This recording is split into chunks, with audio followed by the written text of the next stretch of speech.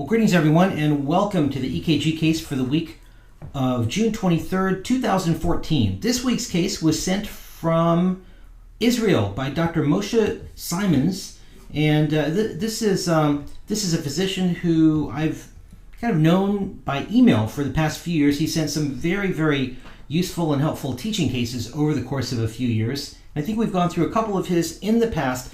This week's case is one that is relatively rare, and I'm so thankful that he sent this case. It's been really tough to come by. Anyway, let's go ahead and take a look at the case.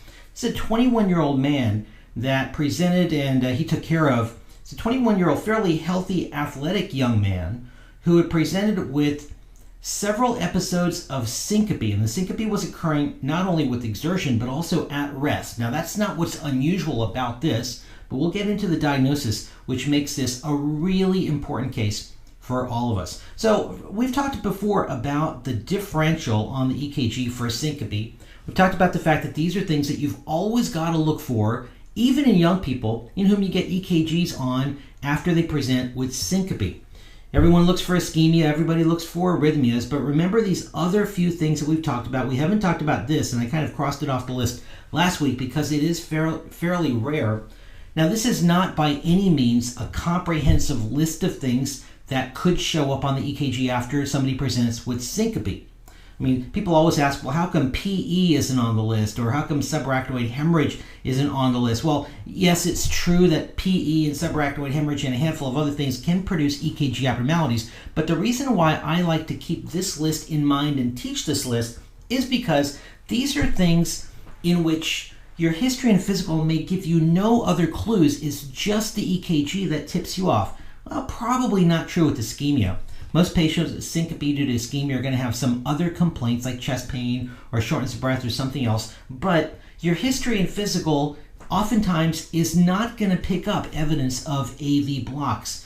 Your history and physical will give you no indication of hypertrophic cardiomyopathy, Brugada, long QT, WPW. These are patients that oftentimes are completely asymptomatic. They've got nothing on history or physical, and all you've got is your EKG. And that's what this list is composed of, and also arrhythmogenic right ventricular dysplasia. And that's why I think this list is really important, and I try to keep it somewhat limited so that people can remember. Anyway, this is the list that we've gone through in the past. So they got a 12-lead EKG, and here's the 12-lead on this 21-year-old, otherwise very healthy young man who's fairly athletic. I'm sure everybody is looking at these T-wave inversions, and can 21-year-old men have cardiac ischemia? Of course. We've gone through full-blown STEMIs in young patients before, so this could be cardiac ischemia. But in a post-syncope patient, there's a couple of things, maybe one other thing you've got to keep in mind when you see the flip T waves in those right precordial leads. Now, we'll go through our list that we just went through a second ago. We're definitely going to keep ischemia in mind. Are there any dysrhythmias or AV blocks? There's really not, so we can cross that off the list. Hypertrophic cardiomyopathy, you look for giant QRS complexes and deep, narrow Q waves, and those are not there. It's still possible to have hypertrophic cardiomyopathy, but the EKG is not pointing you in that direction. There's no right bundle or incomplete right bundle pattern with ST segment elevation of V1 or V2, so let's cross Brugada off the list. The QT is normal, the PR is normal, so we'll cross those two off the list. Hopefully you would agree the PR is normal, the QT is normal, so we can get rid of those from our list. And so there's one other thing that I want you to keep in mind, and that's the diagnosis that we're going to deal with this week, arrhythmogenic right ventricular dysplasia. When you're looking at a post-syncope case and you're thinking about ischemia because there's flipped T waves in the right precordial leads, I want you to also think about arrhythmogenic right ventricular dysplasia. And if you take a good close look at those right precordial leads, in fact, we're going to blow those up, there's something else besides the flipped T waves that you will notice in those leads. In this particular case, it's primarily present in lead V1. In most other cases, you'll see it in V2 and V3 also, and that's a little blip, to use the technical term, a little blip that comes right after the QRS complex. With a little imagination, maybe you can imagine a little bit of a blip right there. There's not much in V3, but clearly in V1, you've got a little blip, and that little blip is referred to as the epsilon wave, which is oftentimes, I don't know if it's pathognomonic, but it's very highly specific and nearly diagnostic for arrhythmogenic right ventricular dysplasia when combined with those flip T waves in those same leads. So V1, V2, and V3 epsilon waves, flip T waves. And so that's what we're going to talk about. Arrhythmogenic right ventricular dysplasia, also sometimes referred to as arrhythmogenic right ventricular cardiomyopathy. This is a fairly uncommon diagnosis. I think since I first heard about this, maybe 12 years ago, I've been looking and looking for cases of this, and I think I've come across only 2 cases. One of them signed out AMA, damn it, and so I never got a definite diagnosis, and the other ended up being diagnosed as an outpatient. There's probably some cases that I've missed because the EKG, and this is an important point, the EKG abnormalities that we're going to talk about, according to some articles I've read, only show up in about 1/3 of cases. So this is a fairly uncommon disease with an EKG abnormality that is relatively uncommon also. But maybe once, maybe twice in your career, if you see it, those are young people whose lives are saved because you will know about this. All right, so it's relatively uncommon. Most reports say it's in the order of about 1 in 5 to 10,000 patients in the general population. Some reports say 1 in 1,000, but most of the articles I've read say it's closer to 1 in 10,000. However, there are certain populations or certain regions around the world where it is much more common. It's 40 times more common in Italy than in the United States. 40 out of 10,000 patients, and for that reason it's considered the most common cause of sudden cardiac death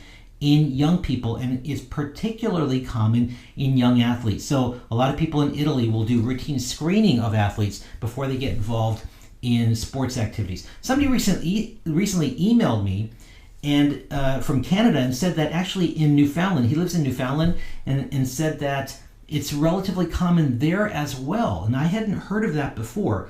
But the bottom line here is that it may not be that common, but if your patient speaks Italian, or your patient speaks Newfoundlandish, then maybe you ought to really raise your level of suspicion for this particular condition in your post-syncope patients, especially those young males. So keep a lookout. And I suppose in Newfoundland and certainly in Italy, many of the acute care physicians already know about this. But for the rest of us, we're going to go through some of the information here. So it has an autosomal, there's a familial inheritance type of component to this. Is autosomal dominant. With variable penetrance. I have no idea what that means anymore. I used to know what that means, but I think all it really means is that it's inherited, but not everybody gets it. Only about 50% of patients who have a family history of it will end up inheriting the gene. So not everybody with the family history has it. Not everybody who has it will necessarily know that there's a family history. So although there is a genetic component to it, it's not perfect in your history. It is more common in men than in women. Enough genetics. Let's get rid of the genetics from our minds once again. All right, what about the pathogenesis? I hate pathogenesis, but I'm only going to provide one slide about this. What is going on with arrhythmogenic right ventricular dysplasia? Well, there's progressive replacement of the right ventricular myocardium by fibrofatty tissue. That's a really highfalutin way of saying that there's fat in the myocardium. Now, this is not specific. What they have found is that patients that are obese can sometimes have this, and there's a couple of other conditions that can have this same type of fibrofatty tissue replacement. But there's a couple of other things that these patients develop. Because of the fatty infiltration, these patients will develop some problems with their electrical conduction system and EKG changes that we'll talk about. And it's also important to know that even though it's called right ventricular cardiomyopathy or right ventricular dysplasia, some reports say that 50%, maybe more, involve the left ventricle. So some people have suggested that it should be called arrhythmogenic cardiomyopathy or arrhythmogenic ventricular dysplasia instead of focusing on right ventricular dysplasia. And for those nerds that are out there and you really want to know what part of the left ventricle is involved, is the posterolateral subendocardium. I suppose the cardiologists out there ought to know about that. For the emergency physicians that really have an interest in knowing about this, you probably need to get a life. All right, so just remember, it's not always just the right ventricle. It can be left ventricle also. All right, what are the clinical characteristics? Typically, these patients will have ventricular arrhythmias. VTAC. If the patient's VTAC degenerates into VFib, That's called sudden death. They die. If the patient is lucky and the VTAC is spontaneously aborts, it stops, or the patient gets a quick shock from somebody, then the patient wakes up, and that's called syncope. Or if the patient falls to the ground with VTAC, they're unconscious, and it lasts for a few seconds, and then they wake up, that's called syncope. So we've said this before. Sometimes syncope and sudden death are the same disease along a spectrum. It just matters how lucky that person is. All right. We mentioned already that it somehow, for some reason, tends to be reported more commonly in athletes. I don't know if there's anything about exercise that makes this more common. It's possible. On the other hand, it's also possible that athletes tend to get reported more often. They make the newspapers and they make the press more often because it's a very dramatic event when an athlete, a young high school or college athlete, drops dead on the soccer field or football field or basketball court, and it gets a lot more attention. So it's possible that athletes are at higher risk. It's also possible simply that athletes get reported more often. This usually manifests after the age of 12 to 14, so post-pubertal kids, males more often. It has been reported all the way up into the 60s and 70s, but it is much more common in adolescents and young adults. And many of these patients will have a family history of somebody in the family, mom, dad, brother, sister, aunt, uncle, somebody dying, sudden death, under the age of 35. All right, so always ask about that family history. And if you hear about the family history, this is one of the things that you've got to worry about. What do you look for in diagnosis? We'll talk about the EKG. I mentioned already the EKG abnormalities are present in less than a third, according to some reports, so it's not perfect. But if you see these things, you've got to worry. Echo can give you some indications. MRI seems to be the most common type of diagnostic modality. Myocardial MRI, cardiac MRI, can look and find that fatty infiltration. There's, I'm sure, a particular type of MRI. I don't know what it is. You'd have to look it up and touch base with your electrophysiologist before you order the MRI so that you get the right type of study. Multi-detector CT can give you some information as well. And the definitive diagnosis is probably going to be that biopsy, the endomyocardial biopsy. Gosh, it's been at least a couple weeks since I did one of those in the emergency department, so I'd recommend that you just get your electrophysiologist on board. And again, in my experience, anecdotally, I think MRI tends to be the most common initial diagnostic modality, but that may vary depending on what you have access to. Okay, EKG. The money leads, the leads that you've got to focus on are leads V1, V2, V3, and what you're going to find is T-wave inversions and those very characteristic epsilon waves. Another subtle abnormality, maybe some slight prolongation of the QRS. I'll show you a couple examples of this. And these patients have a tendency to develop ventricular tachycardia or a lot of PVCs. And the morphology of the VTAC or PVCs is the left bundle branch block morphology type of PVCs. And I'll show you what that, or I'll tell you right now, in lead V1, this left bundle type means that the QRS complexes point down, okay? If they point up, that's referred to as the right bundle type of morphology, but this is what you're going to be looking for. All right, so let's take a look at the case that Moshe had sent us. T-wave inversions, V1, V2, V3, slight widening of the QRS, and in V1 in this case, the very characteristic epsilon wave, not much in V2 or V3. Here's a better example. This is, I got off the internet. This is from an online article that was published by a couple of cardiologists, Diaz and also Brugada. This is Joseph Brugada. This is published online again in, it was an online journal for the European Society of Cardiology in 2008. And this is a wonderful example that shows everything that you want to look for. You've got flipped T waves, V1, V2, V3.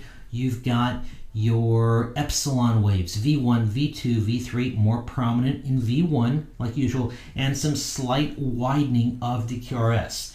And if these patients develop PVCs or VTAC, this, from Wikipedia, this is what you're going to look for. It's the left bundle type of VTAC. That simply means that the QRS complexes point south, point down. And that typically is the type of VTAC that these patients will develop, and hopefully they will wake up from this and not have sudden death. Now, how do you manage these patients? Well, I would say just make it very simple. Get on the phone and talk to electrophysiology. The electrophysiologists live for stuff like this. They live for Brugada. They live for this diagnosis also. They will love hearing about this and talking to you about it. And the general cardiologists seem to know quite a bit about this also. But if you have a chance, talk to the electrophysiology. What they're going to do is they'll do some EP tests on him. If the patient has active dysrhythmias in front of you, you're going to shock them if they're unstable. If they're stable, you can use beta blockers or things like amiodarone or sotalol, class 3 antiarrhythmics. And if the electrophysiologists get a hold of them, they are probably going to end up putting an ICD, an internal cardioverter defibrillator, in these patients if the patient has had a recent cardiac arrest and survived, or has been having syncopal episodes or any unstable episodes of VTAC. They get ICDs. It's debatable about whether prophylactic ICDs should be placed. It's going to depend on your electrophysiologist. Make it simple. If this is all you remember, send them to the electrophysiologist. You'll probably be fine. So when you see that EKG abnormality, get on the phone and get an electrophysiologist involved. And that stuff is what they're going to do. So quick take-home points. Remember, when you get an EKG on somebody who comes in after they had syncope, everybody looks for ischemia. Everybody looks for arrhythmias and AV blocks. Yeah, that's the average people out there. They remember that. But if you're going to be a star with electrocardiography, these are the things you've also got to get in the habit of looking for. Hypertrophic cardiomyopathy, Brugada, long QT, WPW, and if you're a superstar, you're going to remember the arrhythmogenic right ventricular dysplasia. Remember, if you make a diagnosis of any of these, you just saved a life. Most people will make these diagnoses, but these are the ones that you've got to remember that go a step beyond the basics. If you pick up any of these, you just saved a life. And remember what you did. You took a piece of paper and ink and you saved a life. What could possibly be better than saving the life of a young person who comes in completely asymptomatic and ends up having a great life after that because you made a quick diagnosis? I think that's what we live for in emergency medicine and pretty much any field of medicine. I think that's what we all went to medicine for in the first place. So, quick take-home points about arrhythmogenic right ventricular dysplasia. What are the things that should heighten your concern for this diagnosis? Young patients, especially males who come in after syncope, pay special attention to that 12-lead EKG. In leads V1, V2, V3, when you see flip T waves and you also see those epsilon waves, get on the phone with electrophysiologists, maybe order that cardiac MRI. These patients have a propensity to develop the left bundle branch block morphology type of ventricular tachycardia. In V1, they have QRS complexes that point downwards, or they may have PVCs that look like, a lot of PVCs that look like that. And make sure to always ask about any family history of early sudden death. Okay? Now, if you want to reference, there's a handful of references out there. This is probably the best reference that I've come across in the past few years. This was published in Lancet in 2009, and the title of the article, Arrhythmogenic Right Ventricular Cardiomyopathy by Basso. It's a very nice review of the pathophysiology, clinical stuff, and the management and everything else that you would want to know about this. So I hope that was helpful. And, this is one more thing. It's not that common, but it's one more thing that I think you've got to get in the habit of looking for on the 12 lead in those young people that come in after syncope. You'll save a life. What could be better? So I hope that was helpful, and I look forward to talking to all of you next week. Bye for now.